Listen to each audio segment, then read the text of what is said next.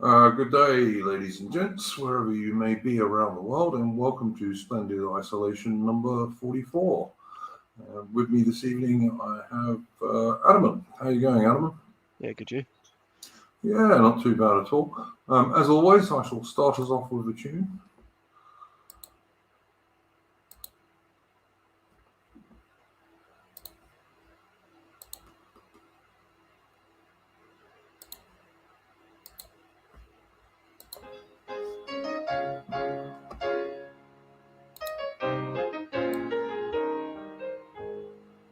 Here's a health unto His Majesty,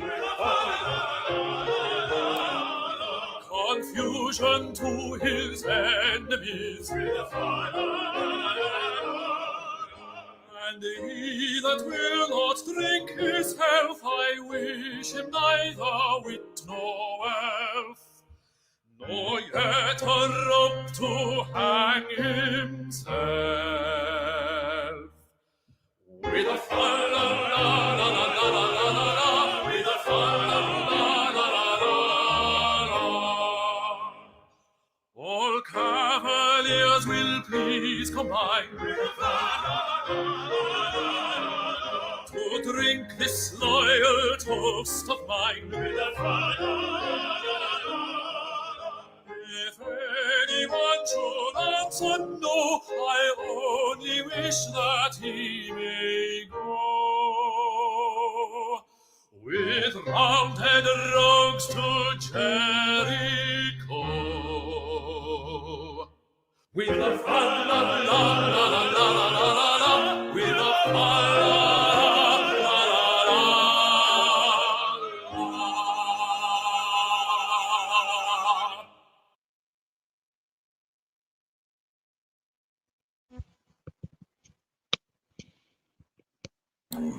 Okay, that was obviously a Cavalier song from the English Civil War, A Health Unto His Majesty.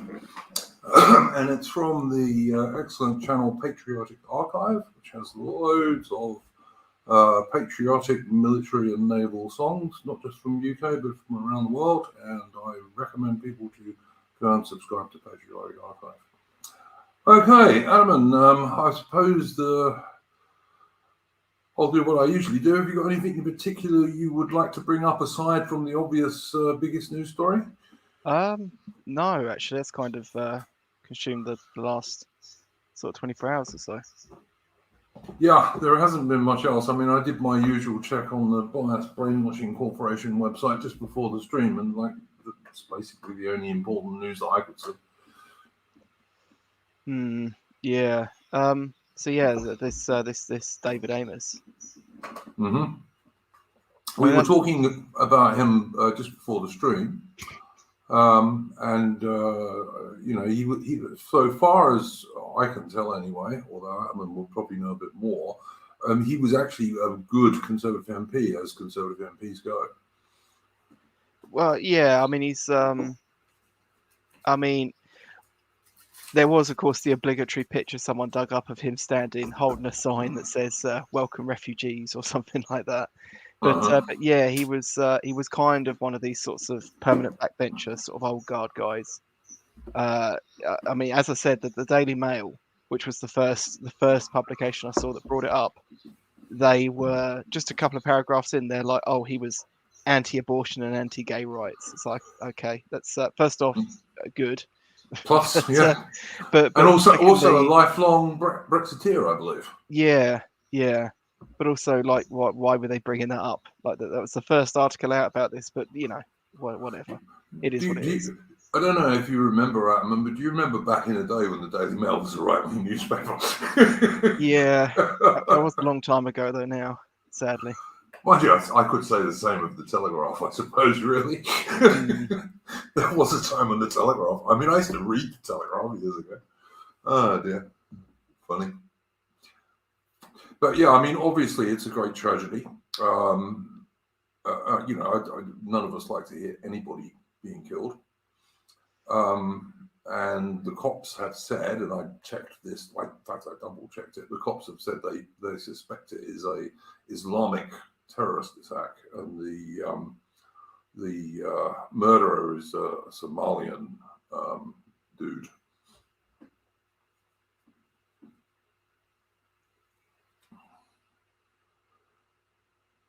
They suspect, allegedly. Yeah. I heard he'd been here. It wasn't very long. He was a British national. So, but you know, they give out nationalities like sweets, to be honest. So, Yeah. yeah, I mean, I saw that some publications, like, I mean, I think it was the BBC that was trying to say, oh, should MPs even meet with the general public? And it's like, well, hang on a minute. I mean, we already have a bit of a problem with them being insulated enough as it is. There you go. Mitch in the chat has given us this chap's name. Obviously, as English a name as your eyes have. Yeah. Yeah, right. The thing is, people talk about like this guy and then Joe Cox. There was another MP, wasn't killed, but he was stabbed in I can't remember exactly. It might have been 2008, something like that. It was a long time ago, and that was by an Islamic gentleman, Yes. you could say. I'm going to try and look up his name actually. There you go. John Best in the chat is saying it was Timms. I'm presuming, is that his surname, John Best? I'm presuming. Yeah, Stephen Timms, just found it. Yeah. Labour MP in May 2010. Yeah, that was his constituency surgery as well. Yeah, and I saw on the vile BBC that I think they said that there's been 6 MPs who've been killed since World War II. So it's not exactly a Holocaust, if you'll pardon me using the term. No, but I think that's why it grabs people, though, because it is something that's usually quite rare. Yeah. I mean, it used to be. I mean, this chap apparently was killed at his constituency surgery, you know, where you can actually go and see your MP. And a lot of MPs don't even do them anymore. And this chap did because he was an old-fashioned MP. And I mean, they used to work very well in the old Britain, in which, you know, basically constituents didn't turn up at your office and stab you. They came there to try and get you to sort some problems out for them. But if you're going to have unending mass immigration, as UK has had over, certainly since going back to the 90s at least, this sort of thing's going to happen. Yeah, it is. So that was that. I mean, that's we've still got to kind of see. We'll have more on this next week, I suppose, because we kind of got to see how this all unfolds. I mean, it's going to be interesting to see how the media deal with it. I think a friend of the channel did a video on Twitter where they covered. They were talking about like you know, are the media going to close? Are the elites going to close ranks around this and double down on the whole diversity is our strength? When they were so quick to turn the screw, when it was, let's say, the killing of Joe Cox, and yeah, that is something we're going to have to kind of wait and see on. It's very early days. It seemed a bit weird at first because some outlets were coming out with very different narratives to others. As I said, like the Daily Mail were kind of a bit quick to try and almost throw this guy under the bus, and yet there were other papers which you would kind of expect to try and throw him under the bus that were much more respectful. So yeah, I don't know. Yeah, I mean, I know when the story first broke, there were a lot of outlets were not giving you any idea what sort of person the suspect was, for obvious reasons. I don't know, but I think GB News might have been the first like reasonable sized outlet to actually mention the guy's race, as it were. Yeah, that's a topic I wanted to ask you about a bit later, actually. But yeah, I don't know. I mean, to me, it's like totally obvious. If you are going to have this completely open door policy, you're going to get this sort of stuff happening because, you know, they come from cultures that are not the same as ours. Yeah, Well, yeah, I And mean, where, it's that import the third world, become the third world meme, isn't it? yeah, exactly, it is. And by the way, I saw the video that on Twitter that you were talking about, and congratulated what's his name on it as well, because it's a good video. And yeah, and so yeah, so I mean, Mitch said in the chat that Femi Alowu and that Doctor, is it Dr. Shola she goes by or whatever, Uh-huh. pushing the sort of the ethnic victim narrative. Yeah, I saw like Ash Sarkar was wailing away about the fact that that Politics for All Twitter account, which is really sort of bland, just happened to mention that the guy was the suspect, the key suspect was like a 25-year-old Somalian man. Yeah. And she's like, Yeah. oh, racializing everything. But Yeah. that's kind of par for the course for those people at this point. What are you going to do? It's relevant. I mean, the thing is, if it had it been a white man, that certainly would have been relevant. If it had been a white man, it would have been shouted from the rooftops all over the place. Well, that's the thing. I mean, actually, like on the continent, this happens quite often. I mean, there was that guy. Oh, what was his name? He was gay. He was like a libertine type right winger. Was this the guy who was stabbed on the bicycle? Was it on a bicycle? But yeah, he was. There was a guy that was stabbed on a bicycle. I think there was another guy killed in a taxi. And this might be a different chap. Okay, fair enough. Sorry. And there was that guy mentioned in Douglas Murray's Strange Death of Europe, who was did a meeting in a hall, and some sort of like leftist types set fire to the hall, and his wife, who was his secretary at the time, who was in there, lost her leg when they were trying to get out. Well, lost her leg because of an injury she got when they were trying to escape. So yeah, so actually, we kind of like our political class are actually already very protected from sort of political violence in a way that their friends on the continent don't seem to get. Yeah, I'm sure it will be increasing. I mean, everything that's happened over the last 2 years is like separating our so-called elites, the modern managerial elite people, from their subjects in the not good sense of that term. And this is obviously just going to accelerate that, I think. I don't think that you're going to get MPs surgeries for their constituents so much as we used to because of this. Yeah. Which is a bad thing, because it's even more separation between Westminster and like the ordinary people of Britain. Yeah, I've just noticed God's Own is in the chat. I haven't seen him around in a while. Yeah, I've seen. I do. Yeah, no, it's nice to see him, and I actually have seen God's Own prototype on a couple of streams over the last few days. Yeah. I've been in the chat with.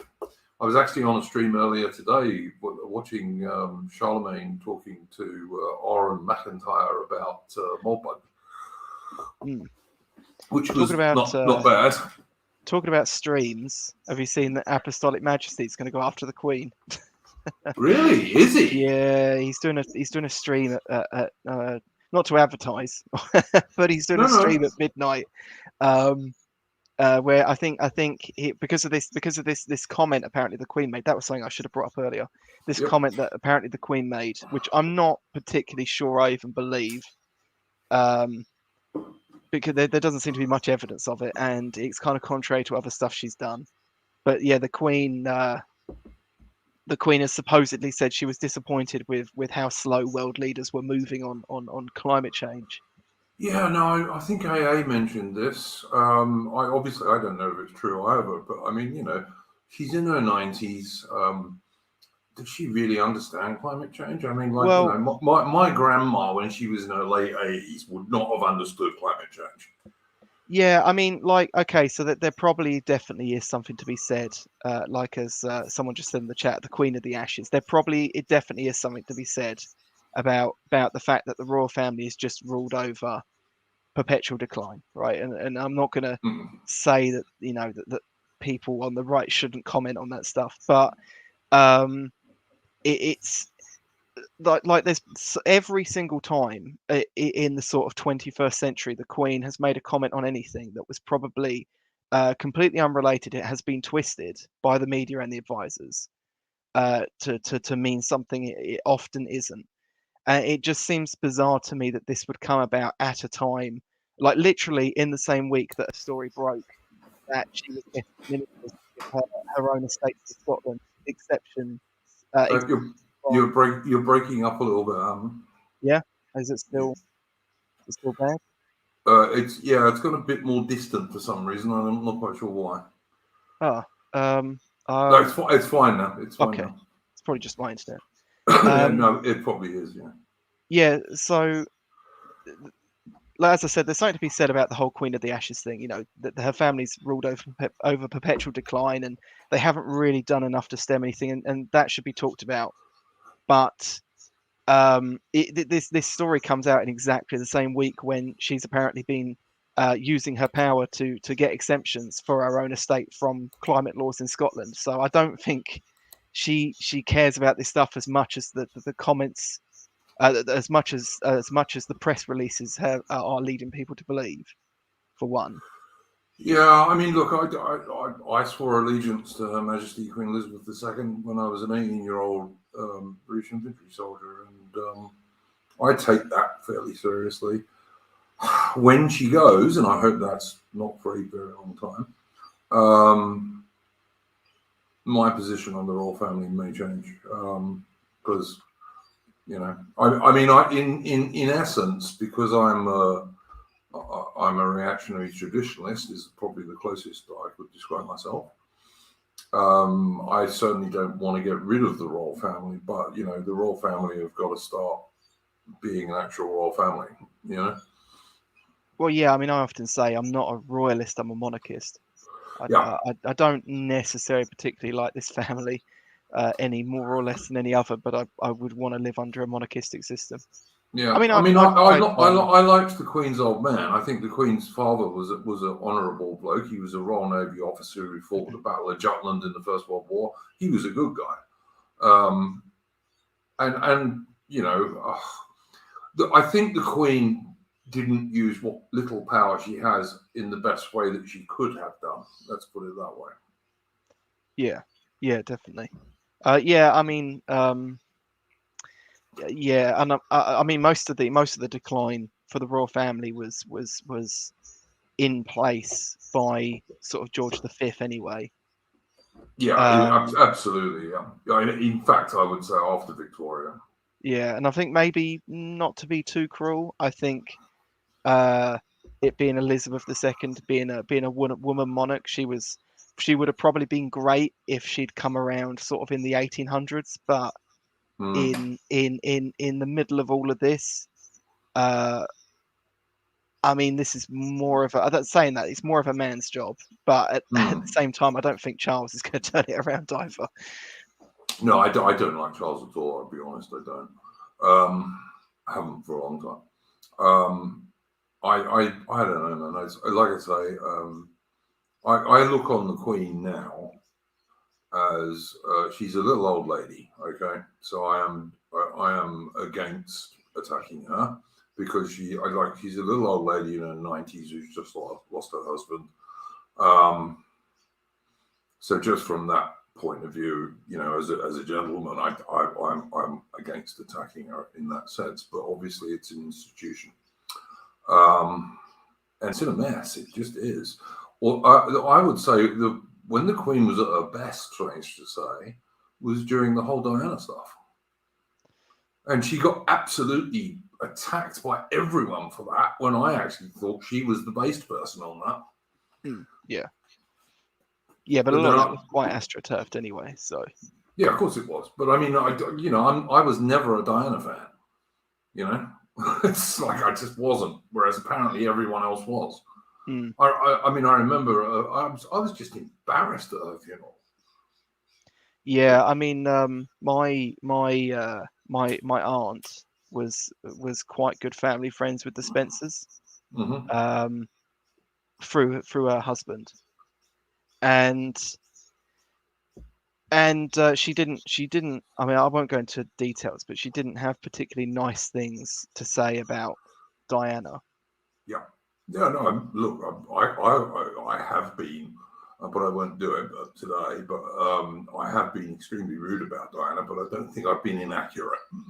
Mm. I mean, my aunt never said anything nasty, but she did often used to say she was like airheaded was one of the things she'd often say. Yeah, I mean, And, because I'm arrogant. older than because I'm older than a lot of you guys. I mean, I actually well remember, like, even when those two got married, and Prince Charles and Diana, and instead of like her thinking, "Oh my God, I'm actually this fairy princess," which is closest you're going to get to a fairy princess in the modern world. She immediately started inserting herself into nonsense like, "Oh, I'm going to get the British not to use landmines and stuff like that," which, what's the bloody hell's that got to do with her, And frankly, if you're a little tiny British army, and we're a much smaller British army these days, landmines are bloody useful, And unlike other nations, the British never scattered them willy-nilly all over the place. We knew where they were so that we could pick them up again afterwards. Yeah. So I was not a big fan of that, and then the various affairs and so on. They didn't strike me as being good behaviour or setting a good example or any of those things that you really expect the royal family to do. Yeah. Because they don't have institutional power. I know there's a few lunatics on the internet who think they still do, but they don't have institutional power.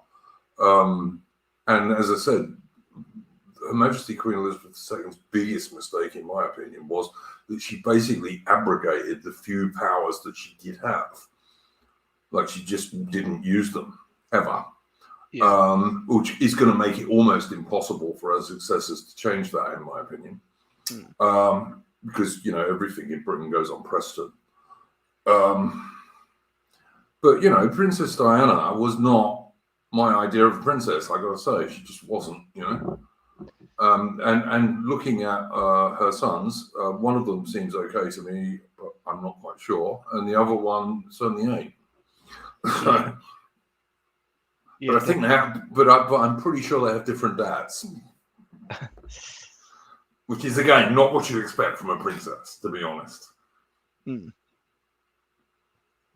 I mean, look, I was in the army, and it was common gossip at the time of what was going on. It wasn't like a big secret. And don't get me wrong, Prince Charles was no saint. He was doing the same thing because he obviously wanted a mother figure for some reason. But I just don't know. Hang on, excuse me, guys. I've got my little dog is having his weekly say on the street.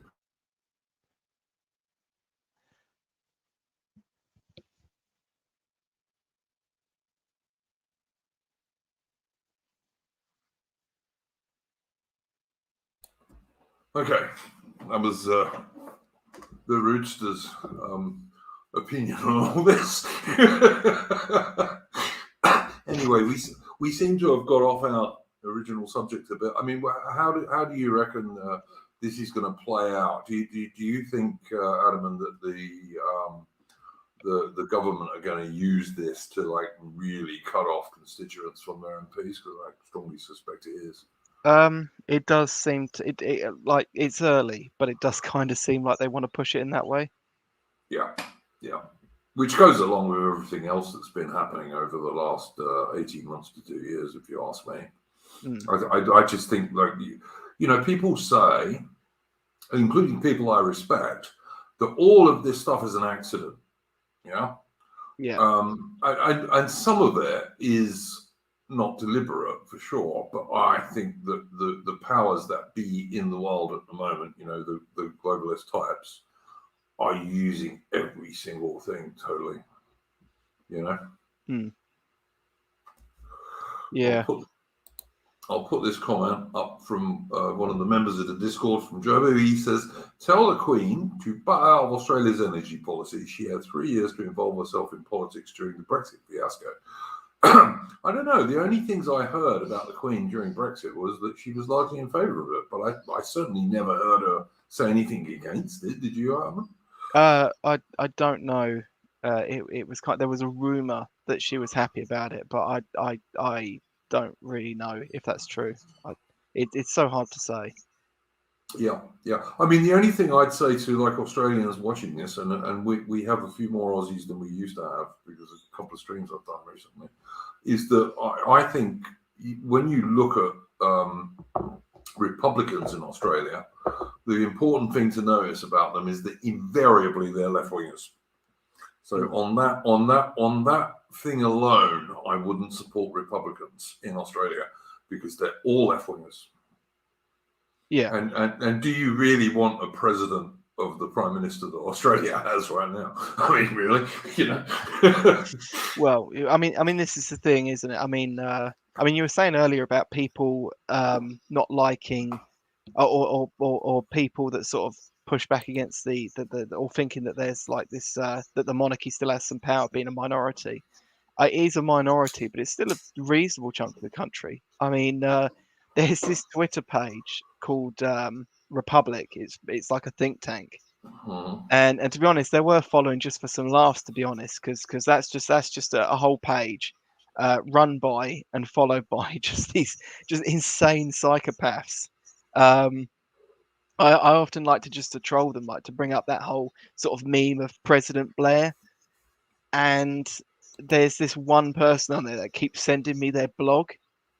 And it's quite old. It's quite an old blog post. And they're basically saying, oh, Blair's been discredited, which is just, that's such a stupid argument. Like, it doesn't matter if Blair's discredited for one, because there's just a million people like him to take his place.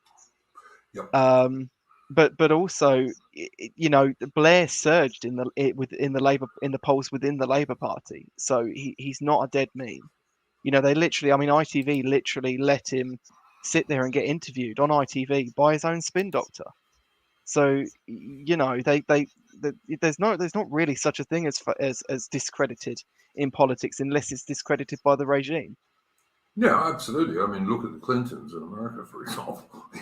I mean, if anyone's been discredited ever, it's those guys. But it doesn't make any difference to them at all. Yeah, they're totally Teflon coated. Yeah. Look at our own dear Alexander Johnson and his idiot moronic thought of a wife. I mean, it doesn't make any difference.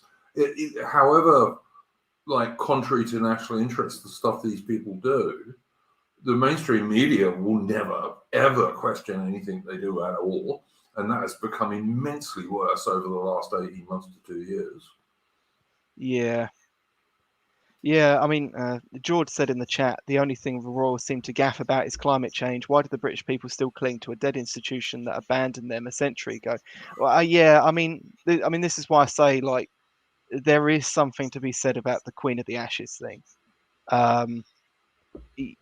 It's that, I mean, there is something that monarchists have to talk about at some point, which is how can monarchy be such an abjectly successful system when it's failing so bad here and now? There seems to be an issue by which, when the society steps into decline, the monarchy will most definitely be going with it, or even leading it in some instances. So, yeah, I mean, look, I told you I was watching this NRX stream earlier with Charlemagne and Ariel McIntyre, and Oren McIntyre, I beg your pardon, and obviously Moldbug, Curtis Yarvin, he supports the idea of a monarchy, but he frames it in terms of the CEO. And I made the facetious comment that you can't compare Bill Gates to Henry V, but you can't compare Queen Elizabeth II to Henry V either. It's not the same thing at all, sadly. Yeah. I mean, and also, like, I mean, what like the thing you have in a monarchy is usually when it's followed by a sort of national church is you have a sort of priest class and a warrior class co-joined in a fashion. And as where the problem we have now is we're ruled over by the merchant class, and Mencius Smallbugs' argument seems to be just more of that. It's similar to a lot of other arguments. You see this with like the pro-democracy guys. Like they think that there's like a line which when you cross, democracy suddenly fixes itself and becomes good, and they can't seem to point to where that is. And he seems to be doing the same with the merchant class. He's like, no, if we just do everything for the merchant class, it'll eventually become a good thing. It's like, yeah, I'm not convinced. Yeah, I mean, look, I just think we're really in the wilderness. Like when I say we, I mean everyone on the right. We are really in the wilderness, and I'll be honest. I mean, I don't see a clear way through. We can try and do local stuff in real life. We can set up networks of people. Can we go much further than that at the moment? I really don't know how. I mean, when you listen to normies and you talk to normies, I had an argument last week with a normie in inverted commas conservative who didn't realise that Build Back Better was a World Economic Forum term and wasn't something the Conservative Party had dreamt up. Yeah. Was Build Back Better the first term they used? Wasn't there another term they used before that? What, you mean that was also a globalist term? Well, there was a term people were talking about just before Build Back Better. I can't remember what it was. That was also pushed a lot by the Davos group.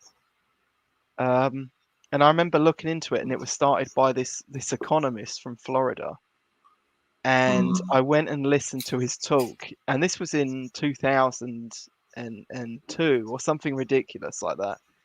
And the guy was taking questions from the audience, and this guy stands up and goes, "Oh, I'm from Portland, Oregon." And this economist goes, "Oh, are you?" He said, "That's where we based all our economic models off of." and that just, I mean, but that's just that just seems par for the course for all of this. I mean, you see this with it's just this complete separation between like the idea that you can't judge the sort of leftist utopia by the actual bringing in of their policies. As we've seen with how this sort of defund the police thing in America has just ended in complete disaster.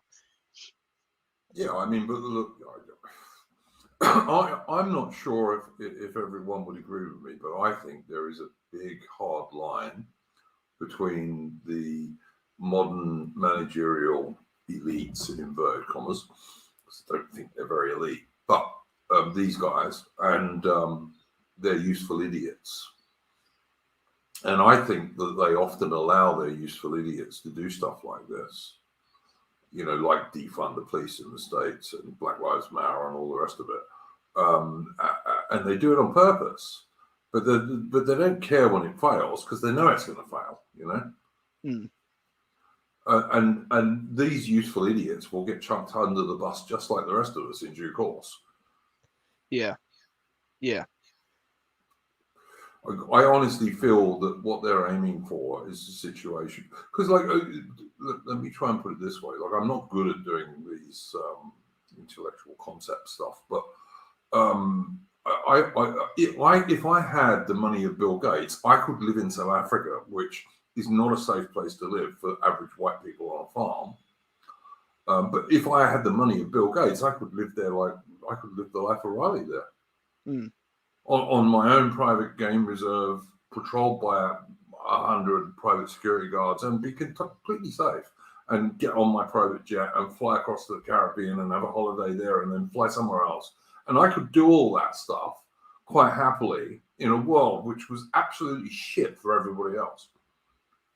Yeah. And I honestly think that is kind of what they're aiming for. Yeah. George said in the destruction of the average middle class people, for example. Yeah, definitely. George said in the chat, Moldbug wants to formal crown the merchant class as the new kings, hence formalism.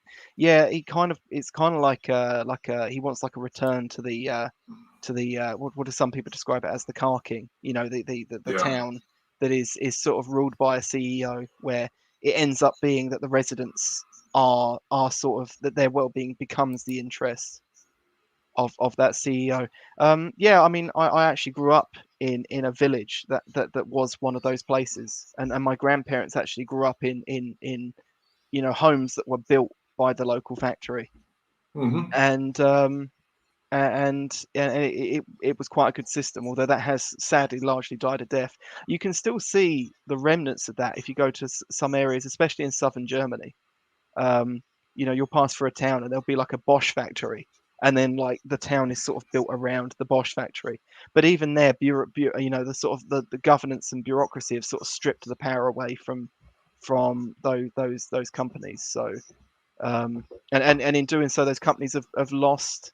I mean, I think Mencius Moldbug says that priest, I can't remember the guy's name, who said absolute power corrupts absolutely. He said no. He said it's power without responsibility that corrupts.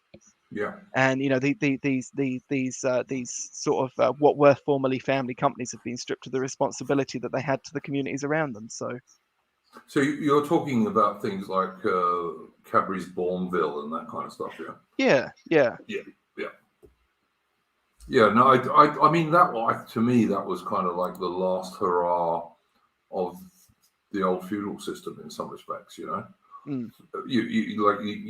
Even in the late 19th and early 20th century, if you lived on some aristocrat's estate, like you owed various duties to that person, and they might own the house that you lived in, but they also owed you various things. And so it was kind of a two-way relationship. And I think that sort of thing is now totally lost. I like military and naval history. And if you read about the Royal Navy, for example, in the 18th century, the good captains, and eventually they became good admirals, obviously, they had followers, and those followers could be other officers, they could be other non-commissioned officers, petty officers and so on, and even ordinary seamen who were good, and they would follow them from ship to ship. And there were bounds of duty between both of them, and they went in both directions, and it was a personal thing. And it was this old-fashioned noblesse oblige type stuff for sure, but it was a reasonably healthy system, because a good captain needed good followers, because that meant his next ship was going to be that much better, if that makes any sense to you. Yeah, because they were well-trained and skilled men. And as I said, it wasn't just officers. It was like, chief petty officers and petty officers, and also even some ordinary seamen, like a captain's coxswain, for example, who's the guy who was in charge of his boat when he went ashore and all this kind of stuff, was an important bloke on a ship back in the day of sailing ships. Yeah. And Niall said it was Lord Acton. Yeah, it was. It was Lord Acton I think the guy was the Bishop of London that he was writing to at the time. I can't remember his name. Hang on, let me try and find this. I'll put it up on the screen. As usual, I'm not keeping up. There you go. Yeah, no, absolutely. I totally agree with all of that stuff. And I think, this is where, to some degree, we are losing out. When people on the right talk about monarchism and having a king and all this kind of stuff, it's based on a system which just doesn't exist anymore. Yeah, definitely. I mean, maybe it can be recreated. I don't know, but I think for it to be recreated, there would have to be an absolute and total collapse, and no one's going to like that. No one's going to like that. Are we even sure we'll have a collapse at this point, though? I mean, are we? I mean, it could just keep getting gayer and browner for forever. I don't know. I mean, I think we are approaching we are approaching a place where, like, the Western system as we know it just won't work anymore. Yeah. What that's going to result in, I'm not quite sure. I think, as I said, I'm absolutely convinced of this now, and I've thought about it a lot and looked at a lot of stuff about it. The elite's idea is what they want is a mass of 21st century serfs under them, basically. Yeah. And they think they can do it. And if you look at, like, average and inverted commas normies, they might be able to, in my opinion. You know, and yeah, we might become this mass of coffee-colored people who own nothing and live in pods and eat bugs and are just entertained by crappy TV, and, you know, it'd be something like a cross between 1984 and Brave New World. That could well be what we're heading for. Yeah. Anglo Nile in the chat saying South Africa hasn't really collapsed. No, it hasn't. I mean, I know 4 of my friends have been murdered there since I left in 2000, all in rural areas. I'm not being defeatist, Anglo Nile. I'm not. If anyone knows me, I'm never one to say that the Anglo-Celtic people will be defeated. Never. But I think we are in a pretty dark place at the moment. I mean, you know, if you want to talk about dark ages, this is a dark age in many respects. Well, I think the dark age is still to come, to be honest. Yeah, it might get darker for sure. Absolutely. Hello, Lady of Shalott in the chat. Nice to see you. Hope you're going well. Yeah, she gave you a super chat and an AA stream for your stream. Yeah, she did very, very generously. I didn't even see it because I was getting ready for the stream that I was doing. But yeah, this channel actually grew by about 50 people after that, so that was pretty cool. And I did a very good stream with Lady of Shalott on the Franklin's channel. If people in the chat don't know the Franklin, he's one of the best Australian YouTubers. And Lady of Shalott and I did a stream with him last week, which about Australia and Victoria in particular. And it was a pretty good stream, I think. So go and check it out if you haven't.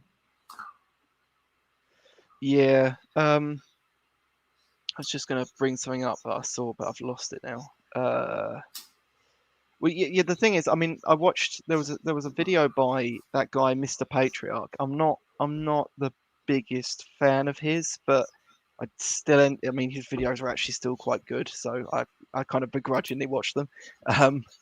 He was talking about his time in South Africa, and he was saying about how there are like there's a lot of parallelism sparking up among certain communities in South Africa, where they're kind of paying for stuff to be done on its own back, and that I mean, I suppose that's where sort of people in the NRX group have kind of got that covered, because they've got that sort of idea of parallelism where you don't necessarily have to have a full societal collapse. It's just it becomes crushed enough that communities become sort of autonomous. As bad as that sounds, because it is bad in a lot of ways, it's still kind of a very hopeful situation that you can actually make something out of it that isn't all of this. I'm gesturing it around in the air as if anyone can see what I'm doing, but yeah, no, I see what you're saying. What I would say about Mr. Patriarch, and Lady of Shalott is correct. He lives in Cape Town, I believe. But what I would say about him, he's got an excellent series on Italian fascism, which people should not confuse with the Austrian painters stuff in Germany, because it wasn't the same thing at all. And in particular, he has a long and very good interview with Paul Gottfried, which is well worth watching. And I'm a bit of a fan of Paul Gottfried. I think he's a good chap. Quite elderly these days, but like one of the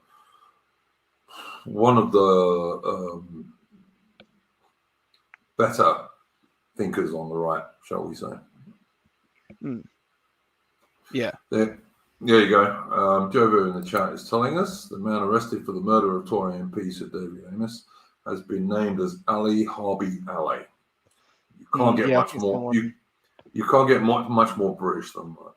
I think someone pointed out earlier, but yeah. I mean, they were very quick to say he's a British national. Yeah, right. Ali As if Harbi that actually Ali. means anything. Yeah, it's meaningless. I mean, you can have a passport from anywhere, but it's like having a stamp, really, isn't it? It's pretty crazy. I mean, that's one of the copes that comes out, isn't it? Where they'll say, like, they'll point to, like, let's say a Pakistani person, and they'll say, well, they're born here. Where are they supposed to go? It's like, well, ironically, they can actually still get, even if they're like third generation, they can usually still get citizenship in Pakistan. Whereas I couldn't. I'd never be able to get citizenship in Pakistan, even if I wanted to. Well, I've got 3 passports at the moment. I've got a British one, I've got an Australian one, and I've got a South African one. So, yeah, and you can, but try and get one from somewhere in Asia, or even places in Eastern Europe. Try and get a nationality for a passport from there. It's quite a job. Yeah, absolutely. I mean, when I moved to Australia, and I moved to Australia for anyone who doesn't know, because I met an Australian girl in South Africa, and like 21 years ago now, more than that. It cost me a lot of money, and it took me 6 months to get, to even get a permanent residence for a start. It was by no means easy. Whereas if you're a Somalian, you can turn up in a dinghy in the UK, and like within 24 hours, you can be put up at a hotel at British taxpayers' expense. It didn't work like that for me, It's just nonsense. Yeah, Niall said, to be fair, they have mentioned he's a Somali heritage a fair bit. Sky News did again earlier when I was watching. I was quite, because when the first thing I saw on this was GB News brought it up. They might not have been the first, but that was the first I saw, and I was looking. And I immediately had a bit of a panic because I thought if they're wrong, if they've just gone off some rumor, they'll get absolutely drowned by the mainstream media. But then the others started bringing it up, so I thought, okay, so this is. I think the Telegraph was the one I saw after that. But they are for whatever reason having to be a bit more open about this than they would have done, let's say, a year ago. Yeah. I mean, look, I went to London on my birthday, and there was a terrorist attack in the part of London I was in. So I hate these guys just as much as anyone else. Same. But I don't. I don't know. This one, there's something about it. I think we need to wait. Give it a week or two. See how the narrative forms. See what's going on. Yeah, I mean, I don't think. I'd be surprised if it works to our advantage, but yeah, absolutely. Well, it never does. But there's something a little off about this one to what usually happens. I've just put up a comment in the chat from Lady of Charlotte, and she was saying she actually interviewed Sir David Amos for her PhD research when he was a government minister. Oh wow! So she actually met him. We were saying earlier, Lady of Charlotte, that as far as we can work out at the moment, he was actually more of a real conservative than most of the modern MPs. Like, he was a lifelong Brexiteer.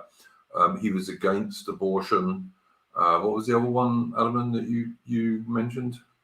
He was against gay marriage, I think. And he was also against gay marriage. So he was actually a conservative, which is really unusual these days for the Conservative Party. So it's from our point of view on the right, it's even worse than it might appear on the surface. Yeah. Niall said Tories do have to come across as hard-nosed to keep the red wall in quotes. Yeah, I mean, but this is another instance where this can work against us, because it already looks like you brought up that they're trying to use this as an excuse to distance MPs from the public even more. Yeah, I'm absolutely sure that's what's going to happen. And the thing is, I mean, another problem that I see a lot is MPs don't understand data. They don't understand polls. They don't understand public opinion surveys. They read interpretations of it given to them by others, by journalists and the like. And that's one of the big issues. Yeah, I No, mean, I totally agree with that. I mean, a particular one that I saw a while ago was it was The Independent, and they were doing a piece trying to claim that the government was to the right of the general public on immigration. Yeah, completely laughable. But and their data for this was they took a public survey on immigration, and they said, oh look, it's gone down to 20%. But what they're ignoring is the immigration debate had just been completely absorbed into the Brexit debate, and Brexit was sitting at about 80% on that same survey. So the Brexit had just taken the place of the immigration concern. I mean, immigration, like the concern over immigration has stayed steady from 1960 until 2015, and then suddenly it completely becomes amalgamated into Brexit. Yeah, I mean, I've long said that ending mass immigration was the real driver behind Brexit, in my opinion. Like, I think more people voted in favour of Brexit for that than they did getting back sovereignty from the EU, because I reckon a lot of people didn't even understand what sovereignty was. Yeah, God's said the census result will push it back to the top again. Yeah, I think because I mean Brexit's just going to become less of an issue as the years go by, and that anger over immigration that got absorbed into the Brexit concern is going to diffuse back out into a concern over immigration again. But I noticed that they're being clever. They're not releasing. They probably will release the census in one go. They're not releasing it for a while yet. What they're doing is they're releasing bit by bit, just little bits of information here and there. Yeah. Which I think they're doing because they're trying to like soften the blow, as it were.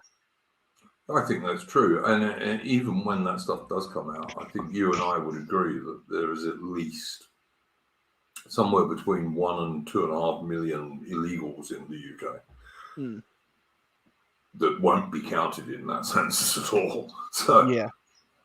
But again, I mean, the biggest problem is always legal. I mean, the illegals are the easiest to get rid of, but legal is. But even then, like a lot of people, I mean, this is another reason why you should be hopeful. A lot of people, I see what that is. A lot of people will say, oh, you can't. There's 18 million of them or whatever. It's too late. And it's like, well, Nigeria had this bag that's got the name Ghanaians Go Home, because they issued this canvas bag to all the immigrants in Nigeria, to a huge amount of them. It was millions of them, and they deported them by land through another country, by force, and that happened, and it's part of their history, and the world just kind of got on with things. So there is always a way of pushing it back. Yeah, I mean, look, things could change, and they could change relatively quickly, I think. Welcome, Dukes of Hazzard. Do I take it that's Napoleon? Yes, yes. There you go. Guessed it first time. Yeah. Hang on, I just want to bring something up that Max Ernst has talked about in the chat. He said, "What would Enoch reckon to all of this?" And what I would just say is, "The Duke's End," which is a title of a channel I have my doubts about, did a good stream. They're going through Enoch Powell's book about this stuff, and they did a good stream yesterday, I believe, about this, which is probably worth looking up for anyone who's interested, including you, Max Ernst. So yeah, how are you going there, Napoleon? Anything you would like to bring up that we haven't talked about so far? Not really, other than sorry for being quite late. I was otherwise preoccupied. No worries. I can't catch up on anything that you've been saying because I haven't been watching the stream or anything. We've been mostly talking about the sad death of the MP who was killed by Oh a yes. Somalian guy, but we've also talked a bit about globalism and the stuff that drives that. If you're going to have unlimited mass immigration, you're going to get this kind of stuff happening. As Armin said, if you import the third world, you eventually become the third world. Jet set stuff. Yeah. God's Own said in the chat, I saw this actually, I forgot to bring it up. The priest trying to save Sir David Amos, his last rites, was denied entry to do so. Damned materialist, bean counting and red tape, dehumanizing regime drones. They said he couldn't go in and give him his last rites. Wow. Why? Because it would harm his health? What? Because it would harm his health? They were like, oh well, we don't know. Like maybe the killer might still be at large. I don't know what they were thinking at the time. But that's they said he couldn't go in and do it. Well, yeah. We've fallen a long way. Let's be honest. Mm. Excuse me. There is a textbook reason why you don't necessarily just let people wander into crime scenes. Because DNA and stuff like that. Mm. So I agree. Really if at the stage the guy was still alive and he was a Catholic, I think that probably should overcome that, to be honest. Because it's only one person. Yeah, you can eliminate that priest's DNA. Yeah, probably. And El Nino is saying in the chat they already had the bloke who did it, which I suspect may be true because it was quite quickly that it started getting around what sort of chap he was. Yeah, I mean, again, like the thing is, I mean, this is also part of the problem. Like, in let's say the late 1800s, I'm just making up a story at this point, right? And you have, let's say, a similar circumstances, you could just as likely get a well, not just as likely, but you'd still likely to get a Jobsworth officer who says no, the priest can't come in. The difference is then you'd probably have a bunch of hard-nosed people that were sort of colonial soldiers at one point in the area who would probably step in and say something. And the sort of the sort of righteous good would win out through the hearts of others, which is something that can't happen or doesn't happen now for a number of reasons. Yeah, no, I mean, I agree with what God's Own Prototype says here. Denying a man his last rites, there's no good reason to do that. Mm. I mean, if the guy's a devout Catholic and he wants the last rites, then he should get the last rites. There's no reason to stop someone doing that. And as Anglo-Nile was also saying in the chat, Britain is a Christian country. So, if you request a priest, you should have access to one. Yeah. Do they still have priests in the army? Yeah. Yeah? Yeah, they still have padres. There are Roman Catholic ones. There's also Church of England ones. Yeah, I actually vaguely remember my Church of England bloke. He was a nice guy, actually. Yeah. If you were out of smokes, he's a bloke who would give you a smoke. So, yeah. When you were on exercise or somewhere in Northern Ireland or something like that, he was a nice guy. Yeah, because in that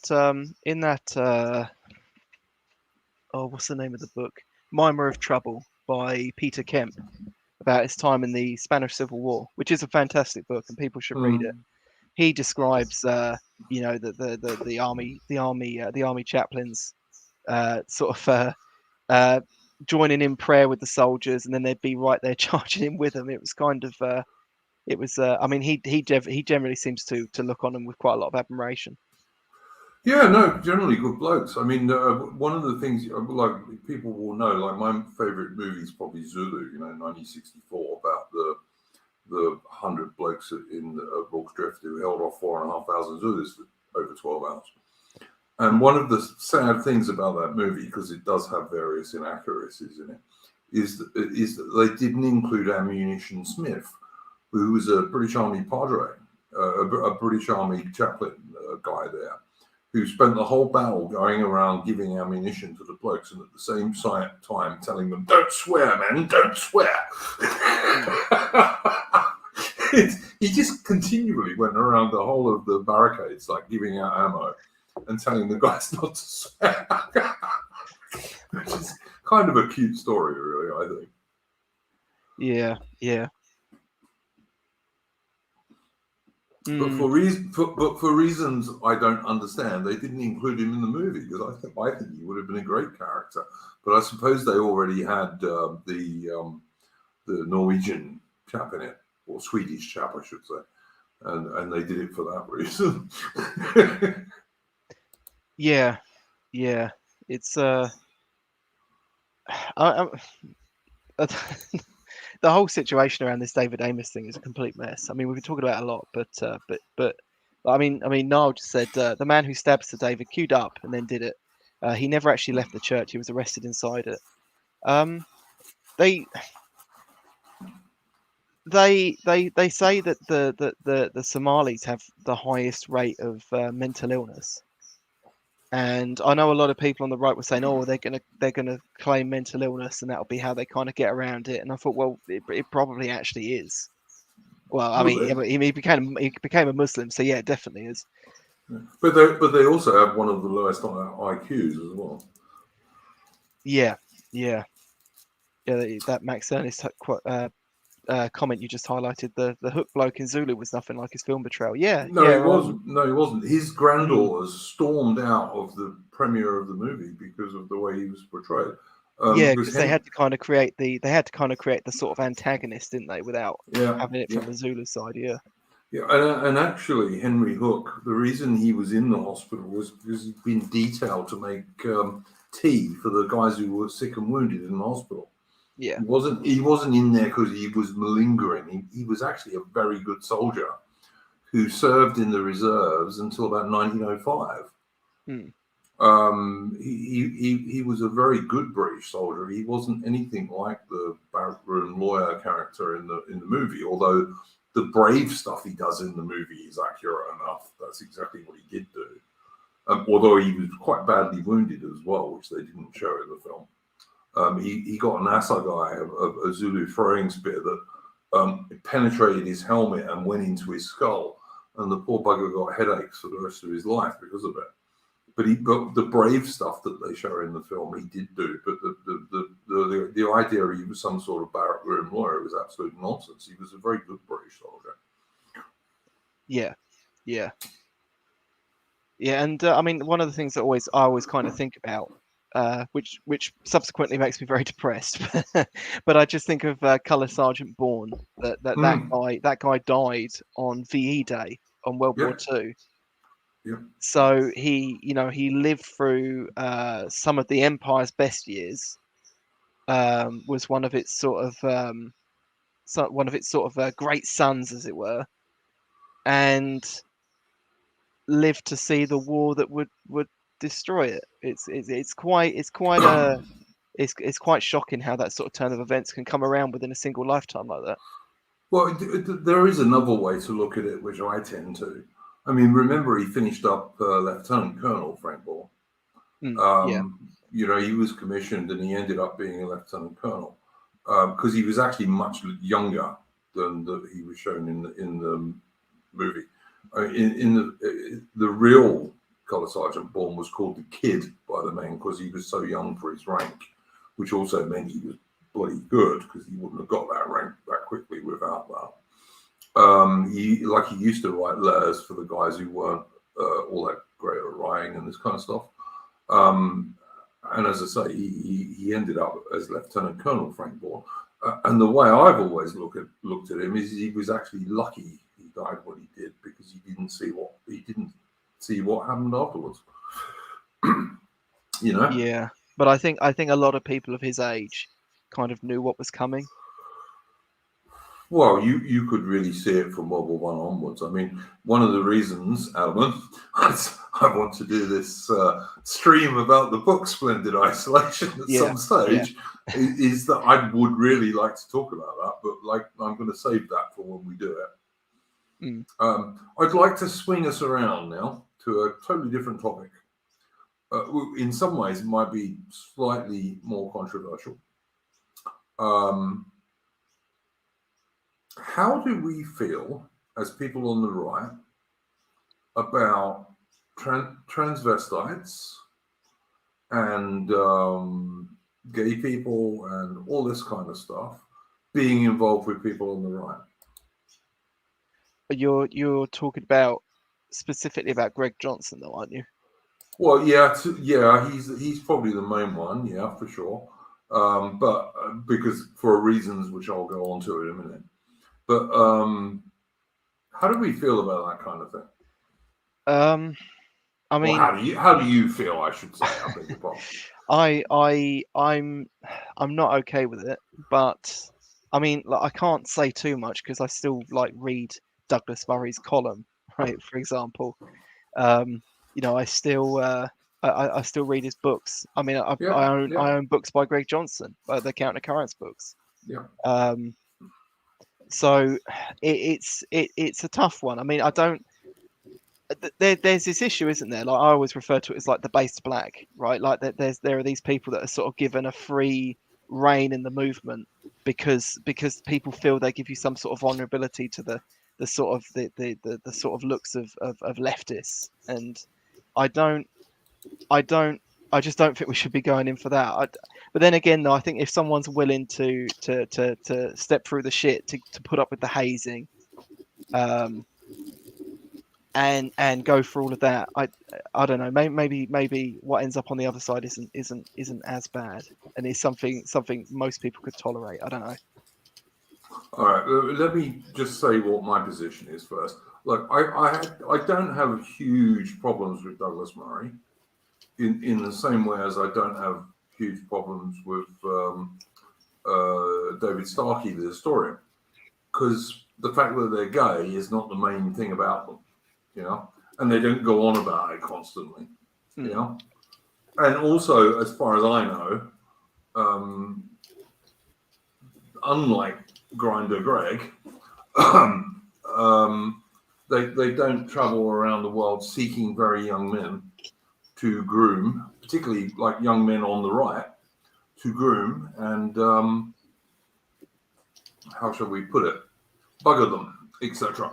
I'm not in favour of sending gays to jail or anything like that. I think what adults do in private is their own business. You know, I'm nowhere near as bad as some people, like, for example, Settlers the Men are, about all that stuff. I think what people do in private is their own business, if it's with other adults.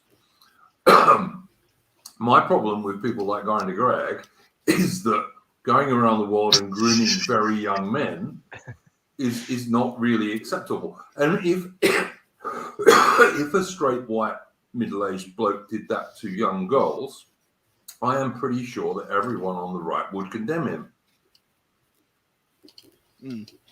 And probably rightly so. Sorry, Duke, who the fuck is Grinder Greg? Who the fuck is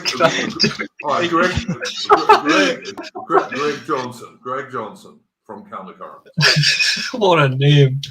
What a fucking name. You know Countercurrents? Do you know Countercurrents, Napoleon? No.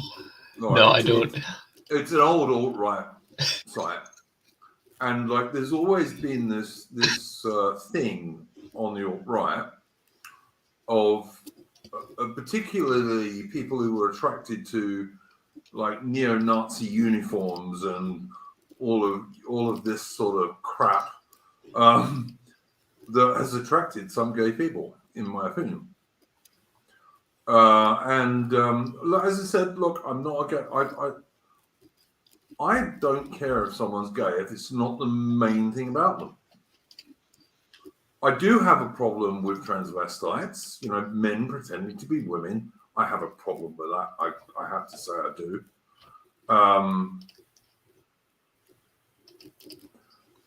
And I don't know how we can promote. Christ. What are you saying there, Napoleon? Sorry, I was just taken aback at how much of a gay boy this guy looks. There's one picture of him where he looks like a proper masculine gentleman, but then the next is just him. Frankly, looks quite obese with these gay glasses on, short haircut, and in a tan suit, no less. I'm not. Yeah, I mean, I can see where he got the nickname from. Grinder Greg. Well, it was somebody else on the right who gave him that nickname, who actually knew him. So but were they on Grinder too? No, they just knew him, But no, I'm trying to be serious about this because, like, I made a fuss about this on AA's stream the other day in the chat, and if we accept this kind of stuff, how are we not as hypocritical as the left? You mean what? Because we don't have standards, or? Well, yeah, because we don't have standards. I mean, Adam, you will know Columba, I presume, like on the internet, you'll know. Yeah. Right now, he portrays himself as a trad Catholic. Yeah. Yeah, I'm doubtful, but yeah, go on. Yeah, exactly. I actually agree with that, and he's much younger than I thought he was. And because I saw, like, although his face was blacked out, I saw him on the video that the event people released. But he claims to be a trad Catholic, and he absolutely he slags off Protestants, generally speaking. Yeah. And by the way, whilst I have my problems with Columba, I don't include apostolic majesty in that at all, because apostolic majesty is actually pushed back against some of the things that Columba has said in the past. But he actually was defending this guy, Greg Johnson. I'm sorry, you can't be a trad Catholic and defend Greg Johnson. You just can't, as far as I'm concerned. And I'm not a trad Catholic, by the way. There does seem to be, like, I mean, I like some of those sort of trad Cath, like the authors, right? Like I've read, Hilaire Belloc and all of that sort of stuff. I like Chesterton, but there does seem to be this sort of this aspect where trad Cath, there's like a really fine line where it becomes really larpy really quick. Yeah, I mean, and I totally agree with you. I mean, look, one of my favorite YouTubers is the Distributist. And the Distributist is a married bloke who's got a baby, and he's mates with the Franklin, the guy who I did a stream with the other day. Another married man with kids. I don't know, man. I just think you can't keep making excuses for it. If you're going to go on like AA does, like, for example, about anime, okay? Yeah. And if you're going to go on about people being Kumas and like, going and watching porn on the internet, as so many of these people just do, how the hell do you excuse someone like Greg Johnson? Yeah, I mean, you don't. But I mean, there's also this aspect to which on the right, people are kind of desperate for these scraps, people that run a publishing company on the right, like Greg Johnson, are kind of rare. So people will defend quite a lot to keep those people in the game. Well, then fine, but then don't go on about people who watch porn on the internet are bad and anime is the worst thing in the entire world, then, because you're being a hypocrite. I just don't get the lack of intellectual. Hang on, something I'm saying here does not compute. It's just craziness. I mean, I got called on a stream like 2 or 3 weeks ago. What was it? A dissolute libertarianist. Libertine. I don't know if you were. I don't think you were on that stream, Armin. I think that was one of the ones you missed when you were sick. Yeah. But I actually was called that by someone in the chat. But Greg Johnson's okay.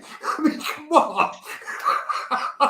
It's just ridiculous, guys. Yeah, I mean, I don't follow him, but didn't Greg Johnson do a whole bit about like homosexuality was like a Jewish ploy or something? He may have done. I don't know. Look, I've done like several streams with Colin Liddell, who was one of the founders of the alt-right, and knows Greg Johnson and knows bloody Spencer and all these people, yeah. And like he just like has not a good word to say for him. And I like Colin Liddell, and I haven't seen him say anything which I thought was really dishonest, which I think is quite important in a man. Unlike Greg Johnson. Like, I don't see how you can, and don't get me, like I said before, and I will try and re-emphasize this, I don't have a big problem with people like Douglas Murray or David Starkey, because that's not the main thing about them. And I can think of one or two others on the right. I don't have big problems with those people. All right? Because that's not the main thing about them. They don't go on about it all the time, and what they do in private with other adults. So, okay, cool. As far as I'm concerned, I'm a modernist in that respect, I guess. But I don't approve of it. I don't think it should be front and center. And if you start going around, and I'll agree with Lady Shalom on this one, David Starkey is a great historian and was absolutely destroyed for no good reason at all, and very few people stood up for it. Well, he says he wasn't destroyed. He says he was quite fine with it, but yeah. Yeah, he was pretty much cancelled. You're not going to find him on a BBC documentary anymore. Put it that way. No, that did happen before though, didn't it? Back in 2011, he got ejected from Polite Society then as well. Did he? I didn't know. Yeah. After the 2011 riots, he was on the BBC. I think he was on there with Owen Jones, and he said, so I think the race thing came up, and the people were trying to go, but a lot of the protesters were white, and he says, yeah, but that's the problem. Like, the white kids have become black, and like we've seen this sort of. Yep. Well, I kind of know what he's talking about. Yeah, he's right, but it's not. It's so yeah, he was cancelled from the BBC and largely from Polite Society then, and then it kind of came back up again now. Yeah, I mean, where are we? Let me find this. There you go. Anglo-Nile said he's got one of Johnson's books, and he also read his intro he did to one of Bowden's, and it's pretty anti-Christian. Well, there you go. I actually talked with Soja about this on a stream. I think Niall was there actually. Yep. And I think it's the Western Civilization Bites Back. Yeah, I have that and I read it quite a lot, but I always skip the intro because the intro is trash. Yeah. I mean, look, as I said, it's not because he's gay that I don't like Greg Johnson. It's because he has a very strong reputation from people who know him pretty well, actually in person, that he goes around the world going after very young men and grooming young men on the right. And I'm sorry, that's not acceptable. And it's sure, and I'm an agnostic, okay? It sure shouldn't be acceptable to someone who claims to be a trad Catholic. It just shouldn't. Yeah. Am I wrong? No.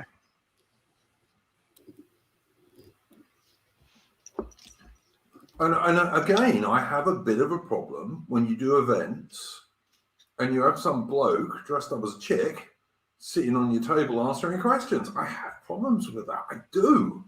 Mm. I mean, in what way is that traditional or on the right? And I've heard excuses about it from people, saying, oh, no, they say it's degenerate, but they still do it. Well, if it's degenerate, why are they at your conference? Yeah, I mean, that's another argument we get. People will try and play on your sort of your Christian morality, and they'll go, "Oh, hate the sin, not the sinner." It's like, okay, yeah, but you have to actually put some effort in to stop sinning, then. They're often not. They want you to just endorse what it is they're doing, or at least look the other way, which is no. I mean, let's be honest. Which is worse, a 16-year-old boy who's decided he's going to masturbate to something on the internet, or someone who dresses up like a woman and pretends to be a woman and goes to right-wing conferences? Yeah, I know what you mean.